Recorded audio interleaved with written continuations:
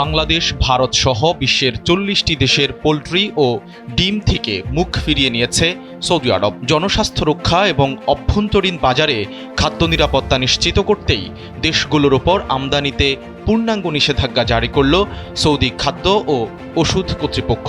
মূলত bird flu বা avian ইনফ্লুয়েঞ্জার মতো প্রাণঘাতী ভাইরাসের সংক্রমণ রোধেই নেওয়া হয়েছে এমন কঠোর ব্যবস্থা।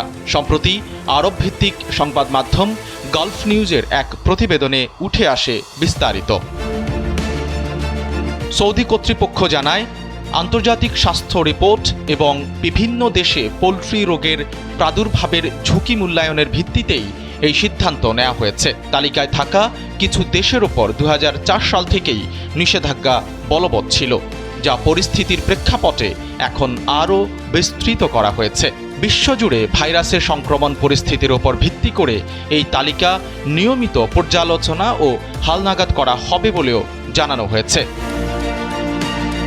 নিষেধাজ্ঞার কবলে পড়া দেশগুলোর তালিকায় বাংলাদেশ, ভারত ছাড়াও রয়েছে চীন, জাপান, যুক্তরাজ্য, মিশর এবং ভিয়েতনামের মতো রাষ্ট্রগুলো। অন্যদিকে যুক্তরাষ্ট্র, কানাডা, অস্ট্রেলিয়া এবং ফ্রান্স সহ আরও ১৬টি দেশের নির্দিষ্ট কিছু অঞ্চলের ওপর আংশিক নিষেধাজ্ঞা আরোপ করা হয়েছে। অর্থাৎ ওই সব দেশের নির্দিষ্ট শহর বা রাজ্য থেকে কোনো পোল্ট্রি পণ্য সৌদি আরবে প্রবেশ করতে পারবে না।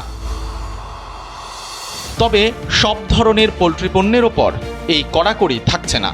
উচ্চ তাপে প্রক্রিয়াজাত বা হিট ট্রেড মাংসের ক্ষেত্রে এই নিষেধাজ্ঞা প্রযোজ্য হবে না, যদি তা নির্ধারিত স্বাস্থ্য মানদণ্ড পূরণ করে। এক্ষেত্রে রপ্তানিকারক দেশকে অবশ্যই সরকারি প্রশংসাপত্র প্রদান করতে হবে যে পণ্যগুলো বার্ড ফ্লু বা নিউ ক্যাসেল ডিজিজের মতো ভাইরাস মুক্ত করতে যথাযথ প্রক্রিয়ায় তৈরি করা হয়েছে। নিজেদের নাগরিকদের স্বাস্থ্য সুরক্ষায় সৌদি আরবের এই কঠোর অবস্থান বিশ্ব পোল্ট্রি বাণিজ্যে বড় ধরনের প্রভাব ফেলবে বলে ধারণা করা হচ্ছে। আমদানিকৃত খাবারের মাধ্যমে যেন কোনোভাবেই নতুন কোনো রোগ জীবাণু মরুভূমির দেশে ছড়াতে না পারে, সেদিকেই এখন সর্বোচ্চ নজর দিচ্ছে রিয়াদ।